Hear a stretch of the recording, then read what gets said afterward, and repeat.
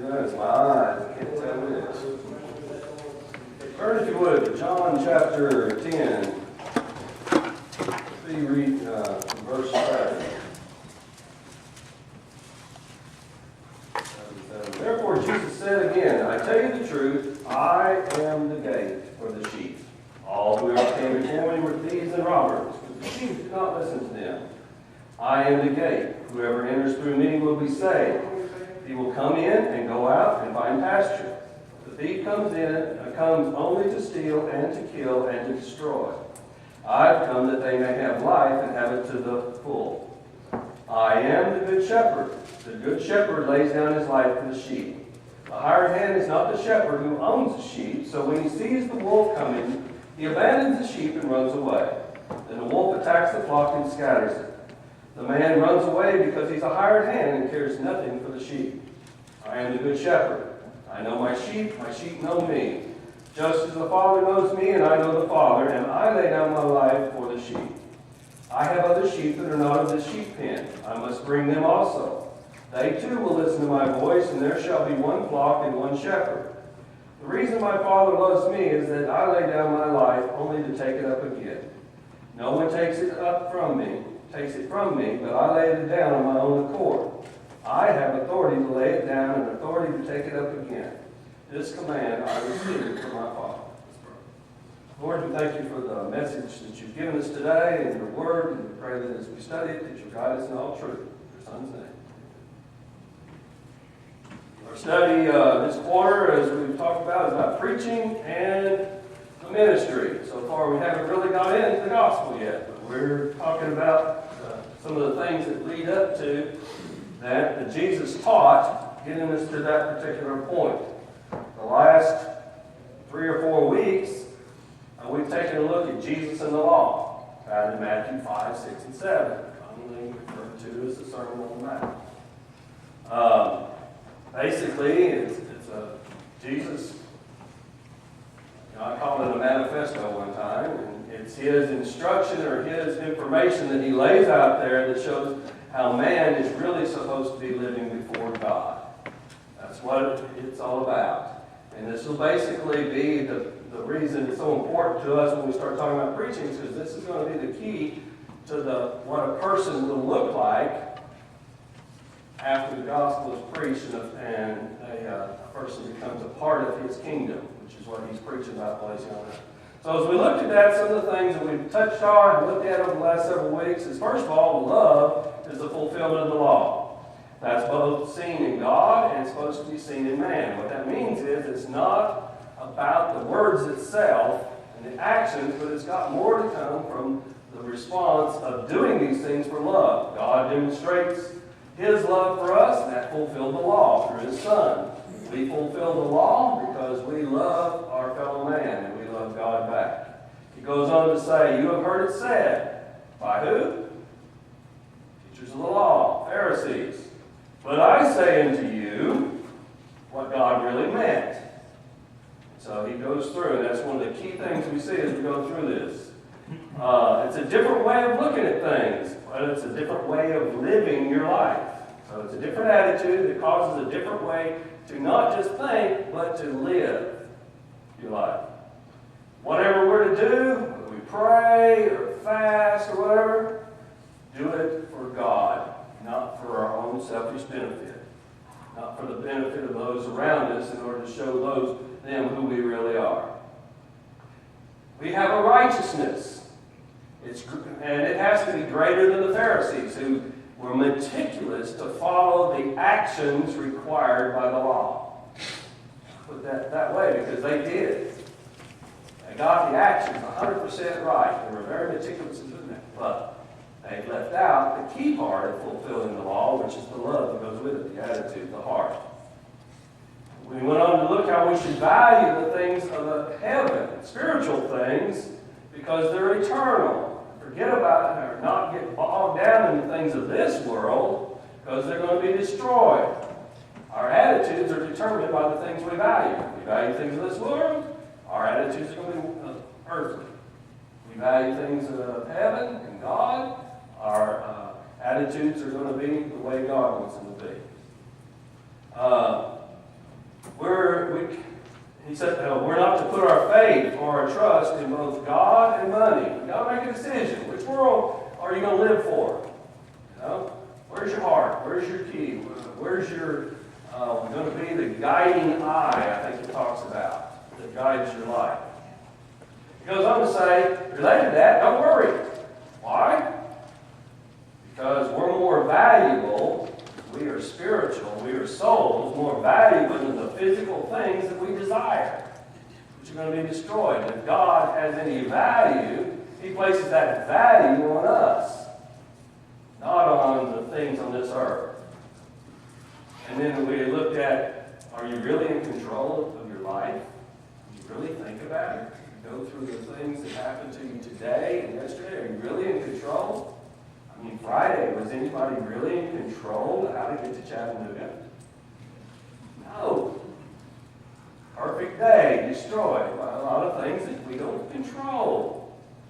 You know, and that's just the way life is. So we need to think about that before we start stressing over things and getting worried because we put our faith in the wrong place. And that's why Jesus says, you little faith.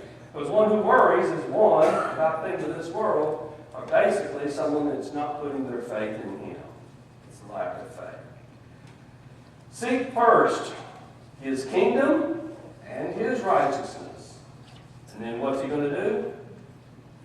He'll provide everything for us. That's all we have to do. Put Him first, put our priorities right, He'll take care of the rest. He knows we need Him.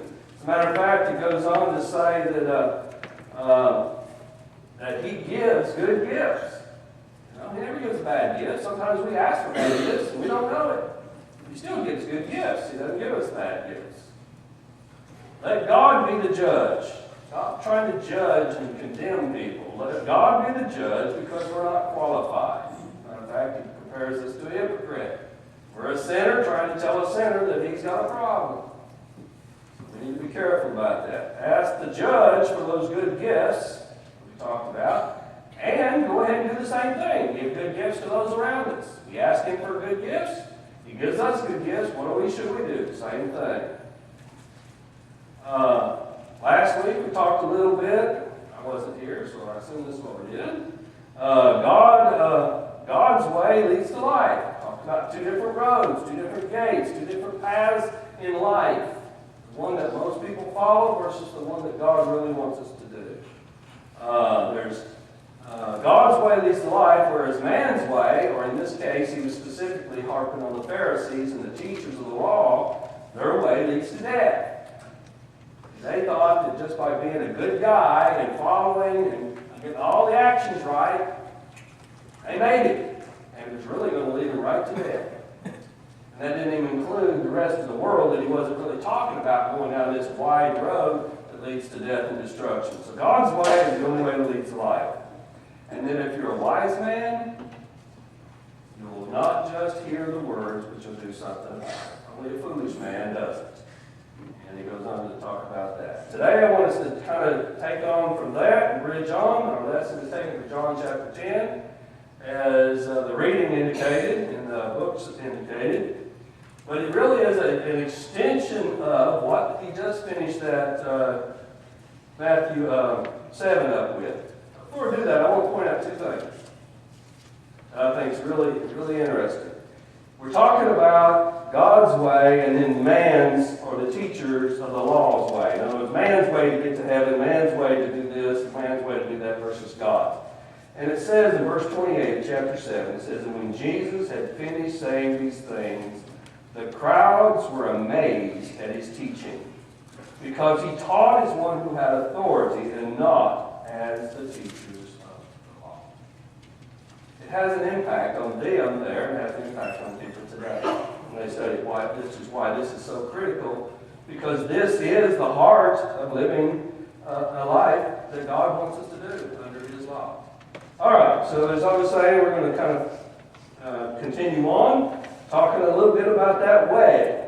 Jesus talks about in Matthew 7 that there's a way, a narrow way, and a narrow gate to that way. And that comes through Jesus. here we are in chapter 10, and he starts talking about that again. So when we look at this, we see that Jesus had already contrasted these two different ways. And I like this word, and Bill will attest to this. I use this lesson all the time in Cuba. He calls it my two roads.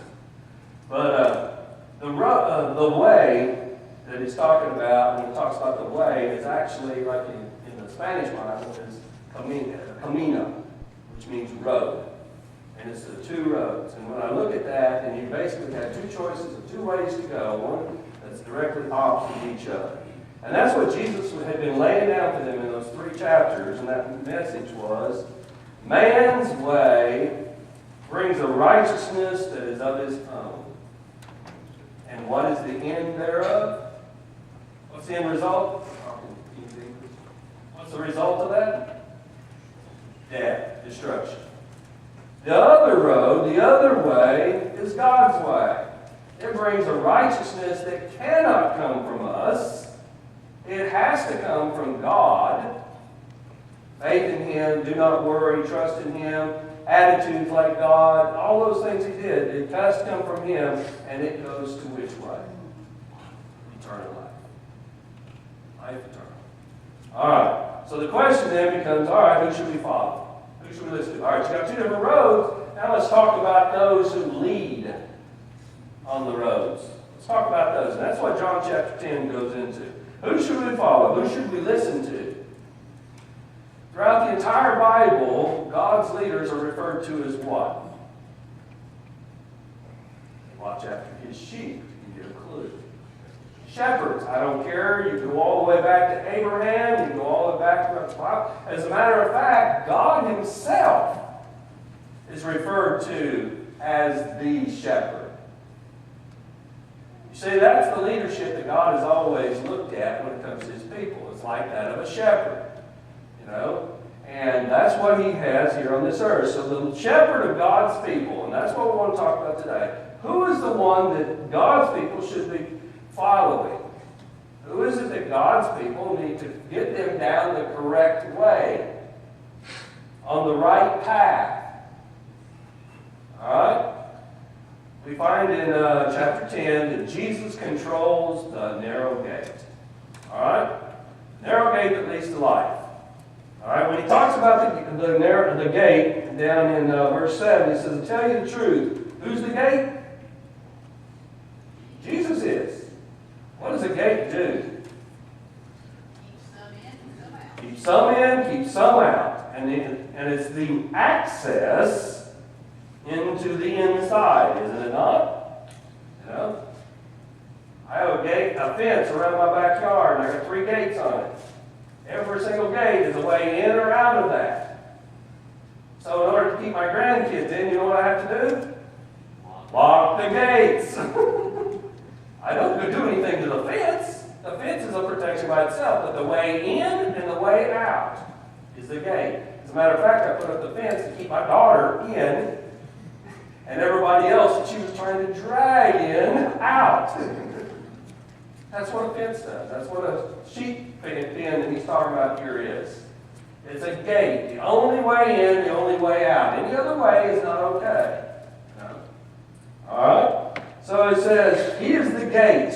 He's the one that stands at that entrance and lets people in, lets people out. There's no other way. Okay? It says those that are entering through it, what's He going to do for them? What's He going to do to those who come through Him, through the gate? They'll be saved. I am the gate. Whoever enters through me will be saved. You want to know where salvation is? It's found in no other man, no other person, no other way. Jesus. Period. He's the one that will provide salvation. You see, inside that fence is safety. He provides safety. He provides salvation. In addition to that, they'll go in and out and find pasture. What's important about pasture? Food, water, rest. You know, all those things that we really want. They don't worry about nothing because He's taking care of them, but He's the one that provides all those essential need that we have. Notice when we was looking at 5, 6, and 7, Jesus wasn't talking about giving us everything we want. He was giving us everything we need. Good gifts. Well, it's the same thing here. Sheep. They give him everything he needs, including rest. All right? He goes on in another verse. Let me see. Verse 16, it says, I have other sheep that are not of this sheep pen. I must bring them also. What's he referring to? Me. Me. See, here he was. Jesus was talking to Jews. And if you've read John, and I think some of the ladies are studying it on Wednesday night, as you go through John, one of the things he's done is he's already talked to the Samaritan woman, and he's already pointed out that there will be a time when others will become a part of God's people. He says that all through his ministry while he's teaching. He never denies that, which is probably one of the disturbing things to the Pharisee. That wait a minute, he's already given the parable he's given them the parable about the good Samaritan, the good neighbor, the one who really takes care of somebody. Is not exactly the good guy they thought he was. Sorry about that. I'm not used to limited space. So here we see this particular thing, and he's saying there are more that are not in this group. God's people, as of today, there's another group out there. There's other people out here that become a part of this sheep. And there will be a time when I'll put them all together, and they'll all be in one. And so he's going to be the shepherd. He's going to provide the way through the gate for all of them as well. He starts us off by saying, I tell you the truth. I think that's important to recognize because as he talks about this, all these things he's trying to clearly say, this is truth. This is truth. The other guys are not telling you truth, they're telling you lies. So I'm telling you truth. You want to talk about the narrow way, the narrow gate? Who's in charge of the gate? Who's the shepherd? I tell you the truth.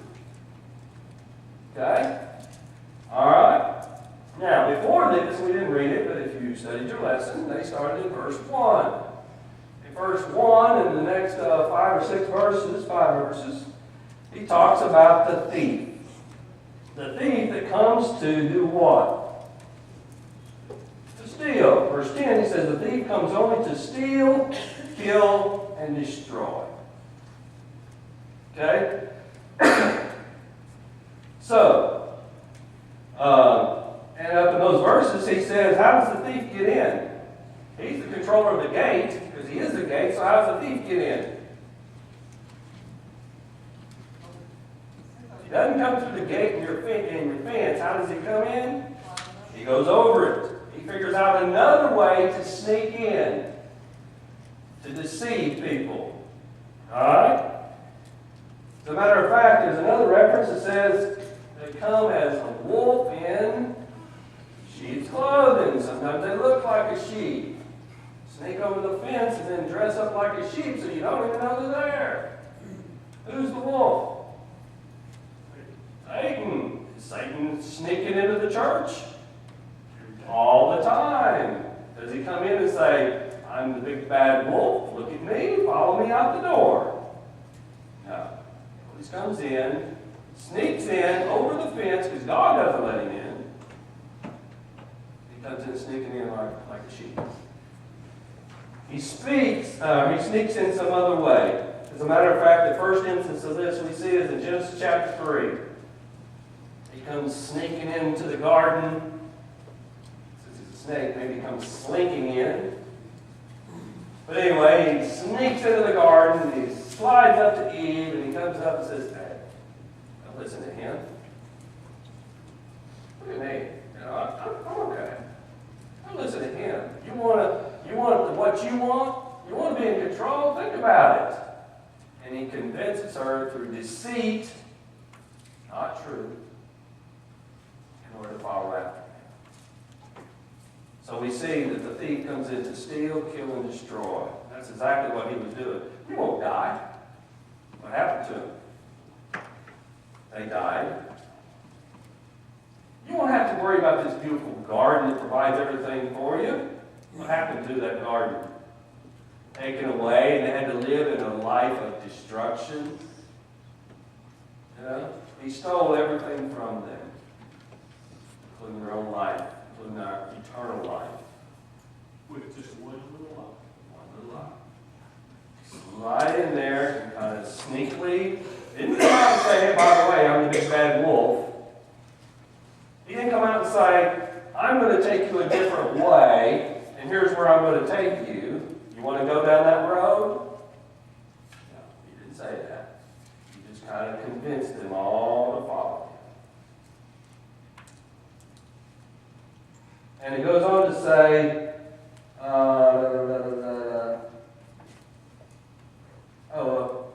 back up here.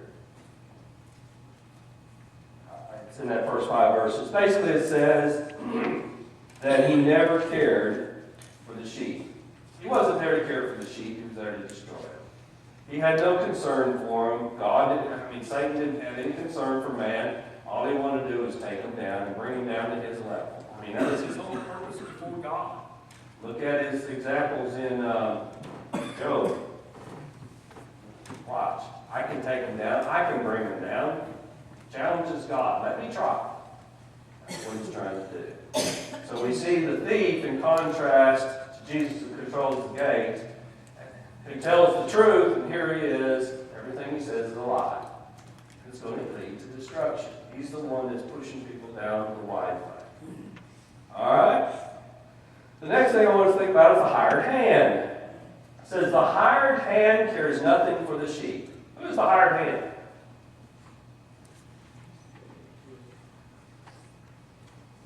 All right, let's go to Israel, figuratively speaking. And you go there and you got all the sheep and you got them all out here. A lot of times the owner, the sheep was the flock was too large or whatever, and so this owner would not necessarily stay with them. Abraham didn't stay with his sheep. Who stayed with his sheep? Hired hands. And so those hired hands were given a job. And that was to be the shepherd to his sheep. Look out for them. Take care of them. Lead them in, lead them out. Protect them. Give them food and water. Everything that Jesus says and God says a shepherd should be. The difference was they were hired. They were not the owner. They didn't have a vested interest. In the businesses that we've been in or whatever, there's some people who care about your business and some who don't. Some are trying to get paid on Friday and go home. If things get tough, they just leave. Because they don't have a vested interest. And so we find that these shepherds were hired. They were not the owner. That's the basic way to put it. There's a shepherd who is an owner, and there's a shepherd who is not. Think of David. Was David a owner or not an owner? He was an owner. He was part of the family that owned the sheep. When he went out, what did he deal with? Anything. A lion and a bear. He fought for a life and put his life on the line for the sheep, did he not? David was Jesus' model. His type or antitype, however you say all that stuff. That showed us what Jesus would be like. There's the example. He's the one that would fight for it. So we see this, and we see the hired hands. Well, in this particular day, the shepherds who looked after God's people were who? The teachers of the law. The Pharisees, the Sadducees. These same people that Jesus is trying to say, quit listening to these guys. They're telling you the wrong way. And he's sitting here saying, these have been assigned the responsibility to look after God's people. They are shepherds. They were given a job, but they're not doing it. And the reason is because they don't have a vested interest. They have no ownership, therefore they have no vesting. As a matter of fact, today, who are the shepherds? Yes. Do I have a vested interest? No. I hope so. And that is the desire that Jesus, when he tells us how to be his hireling, but I'm not the son. Well, actually I am, come think of it. Now, I am one of his sons. But I'm not like God is, or Jesus is, that actually has his life on the line, puts everything into it. And so when you look at me, you need to be careful and listen and think that I am still someone that is responsible for God's people, but I'm not the same as Jesus was or God is, who has that. Does that make sense? I'm saying, but that doesn't mean I'm not supposed to strive for that. Just like these Pharisees had a responsibility to do the exact same thing. Okay? They were God's people too. But the thing is, we need to be aware of that. Because when someone who is an elder or a shepherd who does not speak the same language as Jesus says, what are you supposed to do to his voice? Now follow it. And we follow it when he's speaking the same voice that Jesus has. So let's keep that in mind. So here we are. We have the hired hands. They have no ownership. And what happens when things get tough? They run away. That's kind of what humans do, don't they? I've known elders that have done that in this world today. They have done that when things get tough. They give up, they run, or they get drifted away. Because it's putting their own self on the line. And that's the big thing we deal with that we've talked about from the beginning of this, is the contrast between following after self and what we want versus what God wants. So we need to be careful about our leaders and make sure we know that they're following after what we're going to talk about in a minute, the Good Shepherd. That they're taking you down that one way that Jesus talked about. And be aware that sometimes when things get tough, sometimes they run. Sometimes we run. We're not perfect. And I've seen elders that have done that and caused churches to do exactly what takes place here. What happens when the hired hand sees the wolf coming and abandons the sheep? The sheep are scattered. I tell you today, that happens today. If shepherds of God's people do the same thing, they see Satan coming and they see this and they get pressed against the wall and they can't take it and they run. Or they take some people with them in order whatever, and you end up with the sheep scattered. When the sheep are scattered, who's watching after? What happens to them? What happens to the flock of sheep that are left lost on their own on the hillside? Easy prey. Easy prey. They fall into creeks. They walk off into cliffs. They drown in still waters. I mean, basically sheep will just do whatever. And so the point is, they scatter and it becomes easy to be destroyed. So it's important to pay attention to that. Okay? All right, the hired hand. They run when their own life is on the line. And then the wolf attacks the flock and it scatters and is destroyed. The last person that we want to talk about in this chapter 10 is this. Jesus says twice, verse 11 and verse 13, I am the good shepherd. Okay? There's three parts to that. I am good shepherd. There's a bad shepherd, he's the good one. I am means he puts his stamp that says I exist, I am. That word in the Bible just means everything. The shepherd, one who cares for, looks after, provides, secures everything. I am the good shepherd. As the owner's son, just like David, he's willing to put his life on the line. And he tells us that. He says he knows the sheep. And the sheep know him. That's why I said when the hirelings, when we are given the responsibility to look after God's sheep, make sure we're following that same voice. Make sure that we're listening to him, because that's how you know. That's why we emphasize over and over again, it doesn't matter what we say, it matters what the Bible says. Okay? Know his voice and they listen to him. You know what we just said about the build your house on the rock? They know what he says and they listen and do it. Okay? And then he goes even further and he says, verse 15, and I lay down my life for the sheep. He didn't say I'm willing to. He said, I laid down my life. See, what he's doing is giving them a forewarning about what's to take place. Remember, I've emphasized several times that this is not the gospel, but it is the part that leads up to it. He's talking about that. I lay down my life, and I will take it up again. What's he talking about? Death, burial, and resurrection. So he's already given them whetting their appetite, telling them a little bit that I'm not just willing to lay down my life, I'm going to do it. But I'm going to do it one better. I'm going to come back after laying down my life. And so he's laid it out right there for them, the gospel, which is the death, burial, and resurrection of Jesus Christ. And so there's what he's talking about. I want to finish up with this. We're in John, and we've already hit 2. In John, I think it's in chapter 4, verse 26. He's talking to the Samaritan woman, or the woman at the well, which is Samaritan. He's talking to her. She's this and this, whatever, and she says, well, they tell us there's a Messiah coming, and he says, I am he. He says, so he's saying, I am the Christ, the Messiah. Who is what?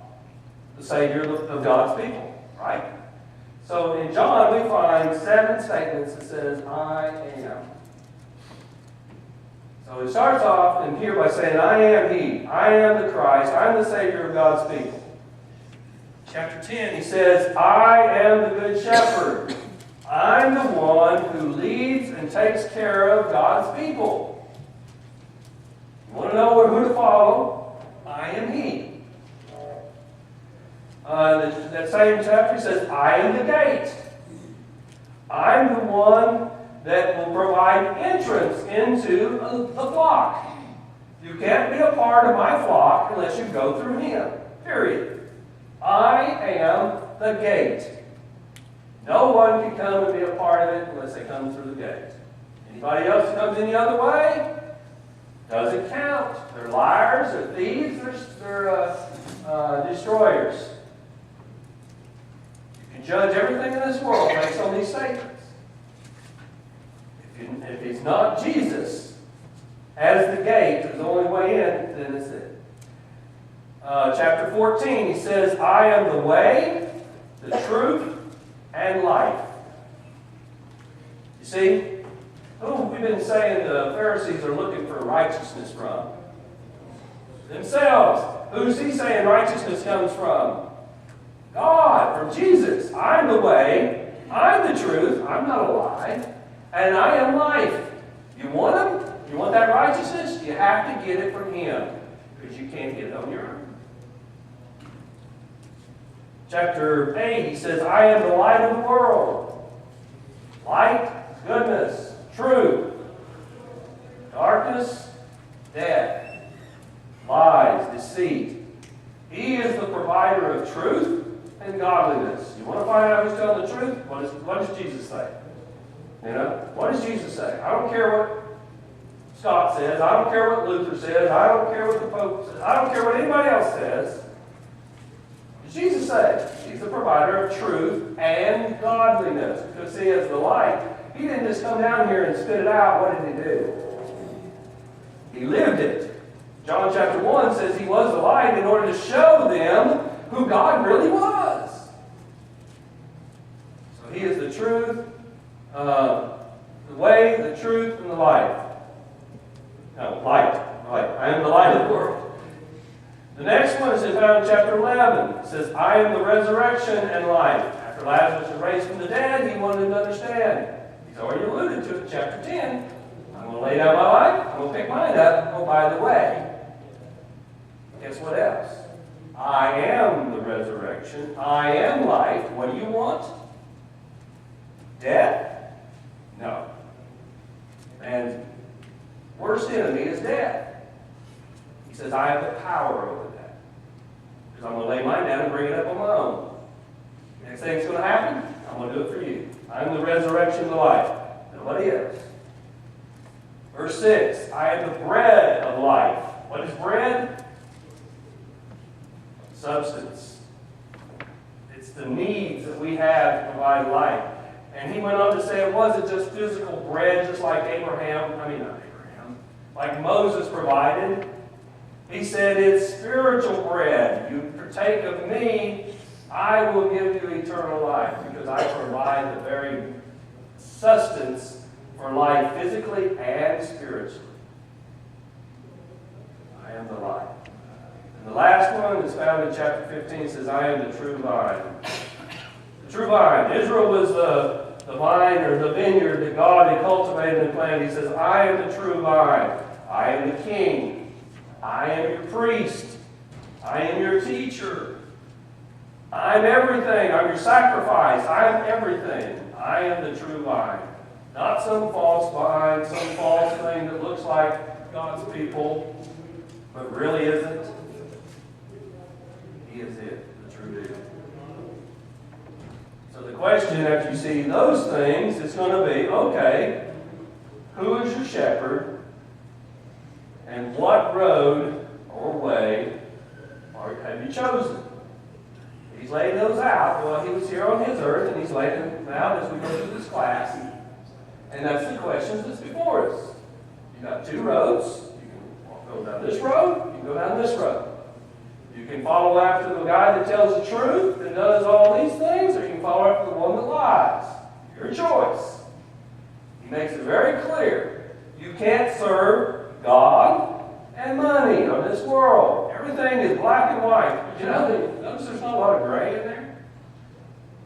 The gray comes into what you're doing as you try to do this. But the bottom line is, it's all right here, starts here, making a decision which way you go, and doing everything to follow after that person and that road.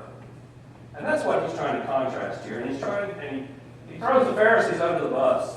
You know? He throws them under there because, quite frankly, they're too busy trying to figure out how to handle it themselves. And he's saying, it's not about you. You can't do it. It's about trusting in God. And when it comes to trusting in God, God has to make a way. Next week, our next lesson, I don't remember the number on it, 8, we're going to look at the gospel, the good news, the way that God makes it possible for that to happen. Up until then, there really wasn't a way. And so we're going to take a look at that. Any other questions, thoughts? You got a minute. Finished early. Better write that down. You know, historically,